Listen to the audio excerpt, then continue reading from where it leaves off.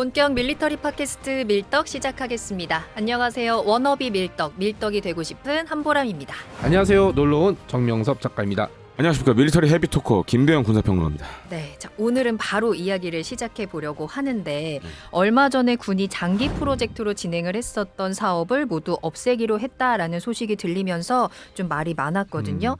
12조 원 규모의 5대 대형 무기 도입 사업이 전면 백지화됐다라는 이야기였는데 이 5개 사업이 무엇이냐 하면 대형 공격 헬기 2차 사업이랑 경장갑 차량, 항공모함, 합동화력함 그리고 합동이동 표적 감시 통제기 사업입니다.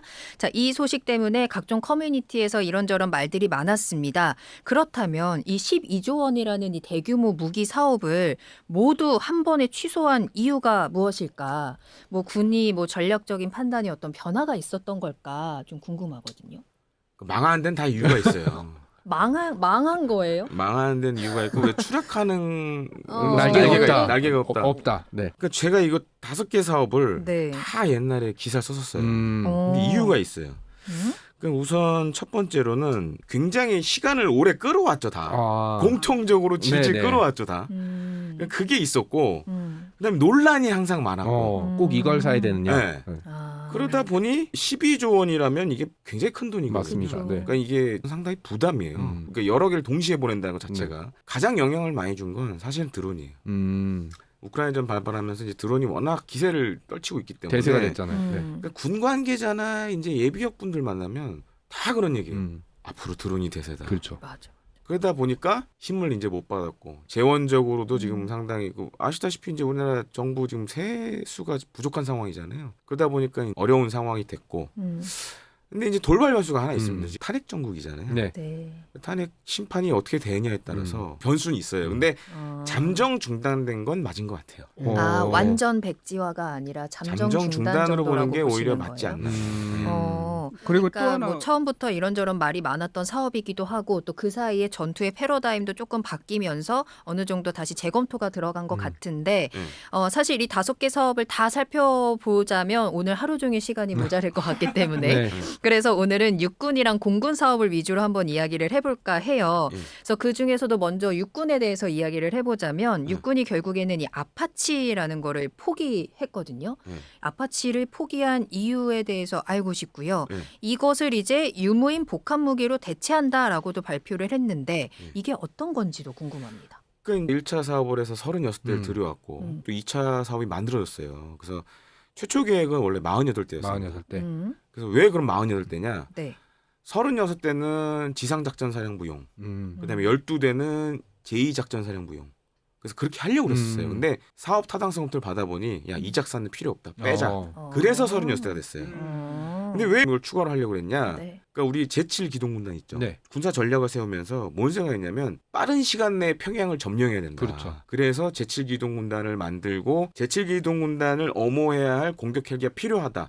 그래서 36대를 집어넣었거든요. 그럼 왜 이게 갑자기 이렇게 어그러진 거냐? 일단은 지금 원래 3조 3천억으로 잡혀있던 네. 예산을 지금 초과행했거든요. 4조대로 네. 갈 수밖에 없는 상황이 됐고 그 배경은 아파치 가격이 많이 오른 것도 있고 네. 또 한 가지로는 지금 뭐 육군이나 예비역 분들 만나면 앞으로 대세는 다 드론이다. 네, 그렇게 얘기를 하니까 네. 다시 판단을 하게 될 수밖에 없는 거죠. 그러니까 사업을 잠정 좀 중단하고 재검토를 해봐야겠다. 그러니까 제가 봤을 때 중단 아예 이걸 안 하겠다는 건 아닌 것 같아요. 그래요? 다시 재검토. 네, 재검토라고 봐야 될 것 같고, 근데 이제 변수가 만약 탄핵 여부에 따라서 다시 부활할 가능성도 저는 있다고 봐요. 그리고 대수를 좀 조정할 가능성도 있고, 그런 가능성이 좀 엿보이죠 지금 상황에서는. 그럼 김대웅 의원님은 네. 어떤 방향성을 가지고 진행되는 게 좋다고 개인적으로 어떻게 생각하세요? 제가 봤을 때는 군 관계자들이나 예비역들 만나면 저는 너무 드론에 지금 빠져 있으니까 그러니까 드론이 맞는 건 아니거든요. 그렇죠. 그런 걸 따져봤을 때는 좀 적절하게 균형을 이루어서 가야 되는데 영향을 또 받는 게 뭐냐면 LAH. 소형무장에게도 그렇죠. 영향을 받아요. 그럼 소형무장에게도 드론을 대체하자는 거냐. 이 얘기가 나올 수밖에 없거든요. 근데 그렇게 되면은 이게 지금 중요한 거는 여러 군종들이 재병 협동작전하는 게 되게 중요한데 드론이 그걸 다 해줄 수는 없거든요. 그래서 이제 그런 측면에서 저는 좀 대수를 좀 줄이더라도 네. 가야 될 필요성이 있다. 그러니까 예를 들어서 뭐 지금 이제 36대잖아요. 24대로 줄이고 나머지 12대는 예를 들어서 소형무장헬기로 채우는 방법도 있을 수 있고 그리고 어차피 지금 아파치나 소형무장헬기나 유무인 복합은 다 할 예정이에요. 그렇죠. 계획이 다 돼 있어요. 그렇기 때문에 너무 드론에만 우리가 매몰되면 네. 다른 게 안 될 수 있다. 왜냐하면 전장하기는 좀 다를 수 있는 게 우크라이나 전쟁에서 이제 네. 헬기 무용론이 나왔던 이유 중에 하나는 너무 평야예요 거기. 네. 저 멀리 있는 것도 잘 보이거든요. 그러니까 헬기가 포복 비행하다가 확 쏘고 이제 톨 수밖에 없는데 우리는 네. 산악 지역 많잖아요. 그렇죠. 그러니까 싹 올라와서 쏘고 네. 다시 내려갈 수도 있고 그다음에 우리는 공세 작전 해야 될 가능성이 되게 그렇죠. 높거든요. 그럴 때 유무인 복합 체계 중에 무인기를 하게 되면 민간인 관련 문제도 있고 왜냐하면 구분을 못할 수도 네, 있으니까. 아메리칸 스나이퍼 나오잖아요. 꼬마애가 총 들고 있으면 그렇죠. 로봇은 그냥 총 들고 있는 것만 보고 공격할 수 있거든요. 이거 나중에 문제가 될 수 있는 지점들도 있고 그리고 전장 환경이라는 게 엄청 복잡하기 때문에 이거를 인공지능한테 다 맡겨놓을 수 있느냐라는 그런 문제도 또 하나 있죠. 분명 한계가 있는 것 같아요. 네. 그 그러니까 걱정이 되는 게 모든 걸 다 드론으로 대체해야 된다라는 게 되게 심하거든요. 그러니까 저는 거의 미랄못으로서 궁금한 건 이 네. 공격 헬기는 육군이잖아요. 무인기나 드론은 공군이에요. 아니 육군도 있어요. 아, 육군에도 있어요. 네. 그래서 저는 육군이 그럼 이 공격 헬기 아파치를 포기하면 네. 육군은 그 다음에 뭐로 싸우나? 그러니까 이제 예를 들어서 무인 공격기라든지 아니면 뭐 따로 있구나. 자폭 드론이라든지 뭐 이런 거를 쓸 수는 있는데 네. 이제 한 가지 문제가 자폭성 드론 같은 경우에는 소모성이거든요. 그렇죠. 그러니까 이게 쓰다 보면 이게 다 없어져요. 결국에는 그런 문제도 있고 그 다음에 아파치만 하더라도 아마 지난달이었을 거예요. 이제 보잉사가 이제 급하게 기자회견했었거든요. 급하게. 현장에 갔는데 그때 이제 얘기했던 게 에어런치 이펙티드라고 해서 정찰 및 자폭 드론을 향후에 아파치에서 쓸 거다. 근데 이게 종류에 따라서 사거리가 거의 한 수백 킬로 돼요. 그 정도 돼요. ALE 같은 경우에 지금 이제 카테고리별로 좀 차이가 있는데 근데 그러면 아파치 입장에서 생존성이 나쁘지 않을 것 그렇죠. 같고 네. 물론 이제 소형무장헬기도 비슷한 걸 지금 하려고 하고 있고 또 한 가지로는 아파치 가디언 이 모델 네. 제가 처음 봤던 게 사실 대만이었어요. 대만에 연습 가서 처음 봤는데 이 모델이 많은 분들이 모르는 장점이 한 가지가 있어요. 조용한가요? 맞아요. 조용하다. D형보다 블레이드를 개선을 해서 네. 소음을 확 줄였어요. 그래서 우리나라 같은 경우에는 그러니까 저도 놀란 게 평지에서 그때 대만 갔을 때 평지에서 가디언이 들어오는데 가까이 와서야 소리가 들렸어요. 그 우리나라 같은 경우에 산악 지형이라. 네, 저는 그 승진내에서도 봤는데 네. 전에 이제 D형이나 이런 것들은 오기 전에 알아요. 아. 사실 산 타고 와도 두두두두두 소리가 나는데 저기서부터 헬기 오고 있다 막 네. 소리 들리니까. 근데 이 형은 산 타고 들어올 때 진짜 안 들려요. 우와. 그래서 사실 그런 장점도 있거든요. 근데 너무 지금은 마치 막 드론이면 다 되는 것처럼. 그러니까 우크라이나도 잘 보시면 영상들 가운데 날씨 안 좋은 날 드론 날아다니는 건 거의 보기 힘들어요. 그러니까 그런 드론도 단점이 있기 때문에 이거를 협업을 해야 되는 네, 협업도 해야 아. 되고 또 유인기가 또 활동할 수밖에 없는 영역들도 있거든요. 그쵸. 그러니까 그런 것들도 좀 고려를 해야 되지 않나 이렇게 보고 있습니다. 그 김 의원님께서 생각하시기에 네. 그렇다면 네. 결국은 비용 문제잖아요. 네. 이 비용이 과연 좀 합리적인가에 대한 부분 좀 알고 싶거든요. 그러니까 지금 어찌됐든 3조 3천억 가지고 하기 힘들어요. 이거는 대수를 줄여도 마찬가지예요. 뭐 36대가 아니고 24대더라도 네, 지금 대수 줄인다고 해서 가격이 떨어지는 게 아니에요. 그럼 지금 너무 많이 올라서 그러니까 제가 말씀드리고 싶은 거는 아파치는 지금 참고로 미육군에서 2060년까지 쓸 겁니다. 그 발표를 했어요. 네. 지난번 기자회견에서 2060년까지 씁니다라고 그래? 보잉사 관계자가 얘기를 했어요.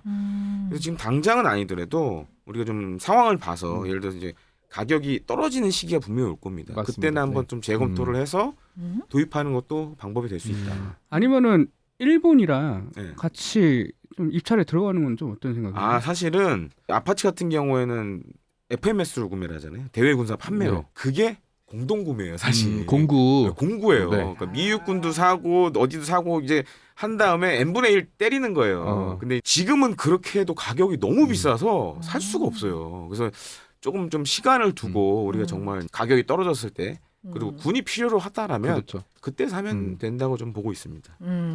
결국에는 가격 문제가 좀 가장 컸던 것 같고 뭐 드론이라든지 다른 이제 전투 방법들과 협업이라든지 또 다른 방법들을 좀 찾아봐야 될 것 같다라는 생각도 드네요. 육군에서 또 하나의 이제 사업 중에 하나가 이 경장갑차 도입 사업이 또 무산됐다라는 소식이었거든요. 근데 사실 이 부분에 대해서는 모르시는 분들도 많았던 것 같아서 좀 간단하게 짚고 넘어가도 좋을 것 같아요. 그러니까 이 사업도 현대로템하고 당시 이제 하나 디펜스가 이거 가지고 굉장히 이제 따내려고 네. 했는데 어떤 문제가 있었냐면 사실 이제 이게 어떻게 보면 공정부대, 네. 공수부대용 차량이 차량이잖아요. 제2 신속 공정부대. 네. 네. 이 차량의 역할은 뭐예요, 정확히? 쉽게 얘기하자면 헬기나 수송기로 실어 나를 수 있는 장갑차, 작은 장갑차. 네. 그 앞서 말씀드렸던 평양 점령과 네. 연관이 있어요. 이게 그렇죠. 그 신속 대응 사단이 빨리 앞에 나가서 네. 중요 지점을 장악을 하고 장갑차를 이용해서 거기를 지키겠다 이런 개념으로 한 거예요. 근데 그래서 현대로템하고 하나 당시 디펜스가 막 여러 가지 이제 막 구상을 합니다. 그래서 현대로템은 독일군이 쓰고 있는 네. 디젤을 가져오자. 네. 그래서 그걸 좀 키우던가 뭐 네. 이렇게 하자. 그다음에 하나는 독자적으로 만들어 보자 막 이랬어요. 근데 기사에 나와 있지만 대수가 50여 대밖에 안 돼요. 근데 이거 만들려고 그러면 돈이 더 들어가요, 사실. 어디서 사오는 게 제일 편하긴 한데. 네. 그러니까 이것도 경제상 논란에 휘말렸죠. 이거 만들면 오히려 돈이 더 들어가게 생겼는데 대수도 얼마 안 되고. 그리고 이제 비젤 보면 이런 얘기하면 좀 그렇지만 너무 작아요. 이 비젤을 가지고 독일군도 네. 대전차 저지 임무라든지 신속하게 공격을 하거나 철수할 때 방어 작전용으로 사용을 하는데 이걸 가지고 본격적인 공세 작전이라든지 네. 정말로 어디 속된 말로 평양에 딱 먼저 들어가서 이 장비를 가지고 버티기를 할 수 있느냐, 북한군 전차랑 맞짱 떠서 맞아요. 싸울 수 있느냐라는 문제가 좀 있는 거죠. 그다음에 이 비젤 보면 이제 장갑 차량이라는 게 되게 체구라든지 막 네. 이런 모습으로 상당히 압도하는데 뭐 그냥 농담처럼 얘기하면 비젤을 보면 이제 상대방이 좀 웃을 것 같아. 그렇죠. 왔니? 네, 왔니? 막 너무 작고 위안감이 그 전혀 없고. 자동차로 그 정도예요? 비교하자면 네. 그 스마트 있잖아요. 네, 네. 그 작은 거 경차. 2인승 네. 경차 느낌이에요. 아 그래요. 네. 물론 이제 수송기나 이런 대형 기동 헬기로 나르긴 좋지만 네. 막상 이걸 해보려니까 돈도 많이 들고 뭐 해야 되냐 말아야 되냐 이게 논란이 그렇죠. 있어서 이게 사실 네, 이것도 네. 이게 질질 끌어온 거거든요. 결국엔 효율성의 문제네요. 효율성의 근데 문제. 이제 하나 대체할 수 있는 수단이 있는 게 바로 무인 네. 지상 차량. 네, 네. 무인 UGV. 지상 차량. 네, UGV, 어? Unmanned Ground Vehicle 같은 경우에는 대안이 될 수 있죠. 그렇죠, 이거. 그러니까 실제로 지금 몇몇 나라들은 테스트를 한 날도 있어요. 좀 작은 UGV에다가 뭐 예를 들어서 무인 기갑 기관총이라든가 이런 걸 달아서 대전차 미사일. 네, 네. 대전차 미사일 달고 아니면 RCWS 달아서 그렇게 지금 그런 시제품들이 많이 나오고 있거든요. 차라리 다리 달린 거 있잖아요. 저는 그게 더 무서웠어요. 아, 머리는 없는데 불 뿜고 막 네, 이러는 거. 머리는 없는데 이렇게 걸어가요? 다리만 있는 거 있잖아요. 이렇게 네. 막 강아지처럼 걸어가는데 걸어가요? 차라리 저는 그게 더 무섭더라고요. 비젤 오면은 좀 뭐야 하고 웃을 것 같은데 귀여워 기념 셀카 찍어야 되나 이럴 것 귀여운 같은데 척하다가 좀 네. 세게 뭔가 화력이 있으면 근데 그래도 좋을 걔는 텐데. 머리도 없고 막 네. 탁탁탁탁 이렇게 걸어오면 저는 그게 더 무서울 것 같아요. 네. 그래서 아마 알겠습니다. 대안으로 지금 될 수 있는 건 네. 뭐 현대 로템이나 하나 에어로스페이스나 지금 이제 무인 지상 차량들을 네. 만들고 있기 때문에 차라리 그게 더. 예를 들어서 네. 그런 게 일종의 대안이 될 수도 있고 거기에 네. 또 예를 들어서 무장을 뭐 강화할 그렇죠. 수도 있고 네. 유럽의 몇몇 개발한 국가들 보면 거의 장갑차 사이즈의 지금 무인 그 맞습니다. 전투 차량들 네. 만들어내요. 그렇구나. 그런 거에 있으면 굳이 이거 할 필요는 없는 거죠. 맞습니다. 네. 알겠습니다. 그럼 바로 이제 공군 이야기도 저희가 네. 나눠봐야 돼서 이 합동이동 표적 감시 통제기 이게 그동안 밀덕에서도 많이 다뤘던 내용이라고 하던데 이것도 이제 도입 사업이 취소가 되었거든요. 네. 사실 이 사업을 위해서 정말 많은 후보군들이 좀 뛰어들었던 걸로 알고 있는데 왜 취소가 됐는지 그리고 대신해서 고고도 정찰용 무인 항공기를 우선 도입하겠다라고 해서 이 내용은 어떻게 보세요? 합동 이동 표정 감시 통제기. 왜 이렇게 길까요? 이름이? 아이스 보통 이제 영어로 하면 아이스타라고 아 많이 그래요? 하는데 아이스타. 네. 가장 큰 논란은 그거였어요. 이게 육군 공군이 같이 해야 되는 사업이에요. 그렇죠. 그러니까 이제 조인트 스타즈 지금 처럼, 옛날에 보시면 항공기는 공군이 운영하지만 안에 들어가서 통제한 사람들은 이제 육군이 들어와서 했단 말이에요. 근데 육군 입장에서 봤을 때 왜 우리가 공군이랑 이걸 같이 해야 되지?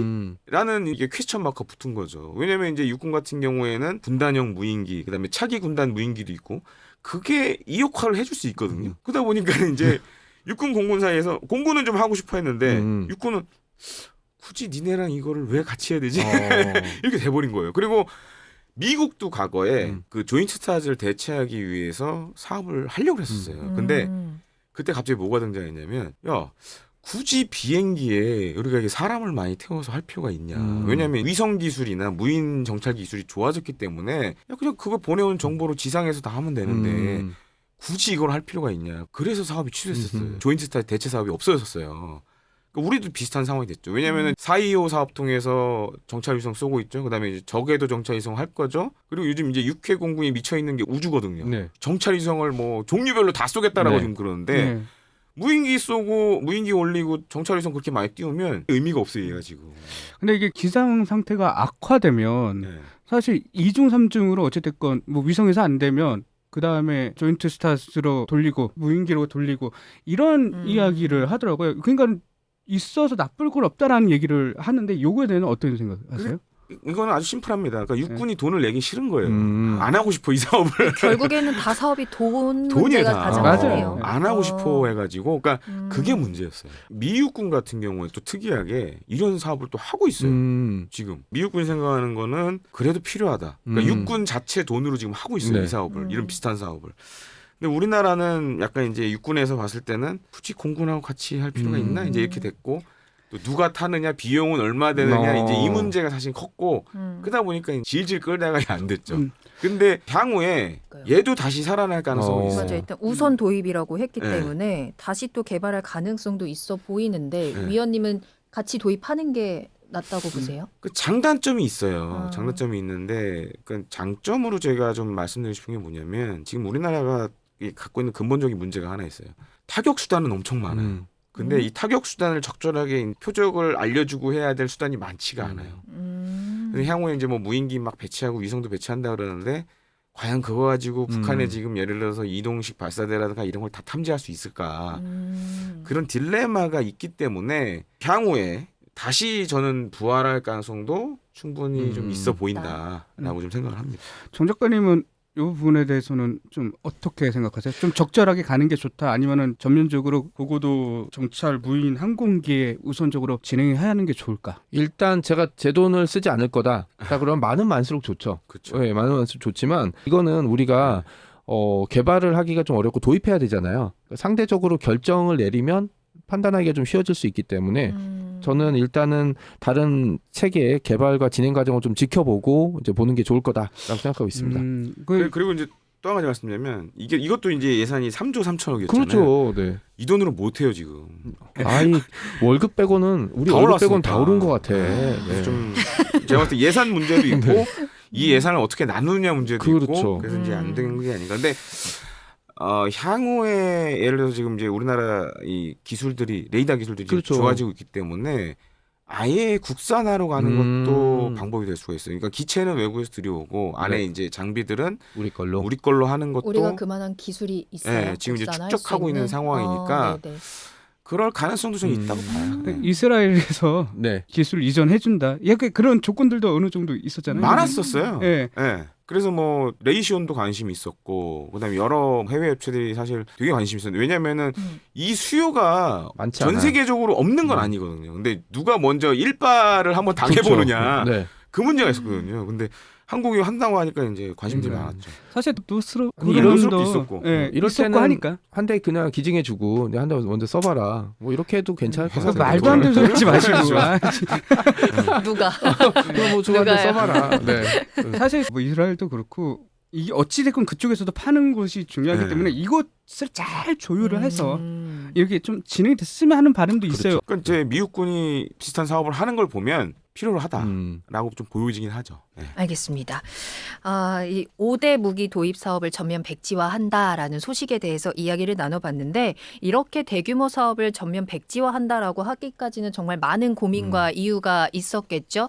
아무쪼록 더 나은 방향으로 나아가는 방향을 좀 찾았으면 좋겠고요. 오늘은 그중에서도 육군과 공군에 대해서 이야기를 나눠봤는데 또 우리 해군에 대해서도 이야기를 나눠봐야 하잖아요. 다음 시간에 또 해군에 관련된 이야기 나눠보도록 하겠습니다. 자, 그럼 밀리터리 팟캐스트 밀떡 오늘은 여기서 마치겠습니다. 함께해 주셔서 감사합니다. 다음에 또 만나요. 안녕.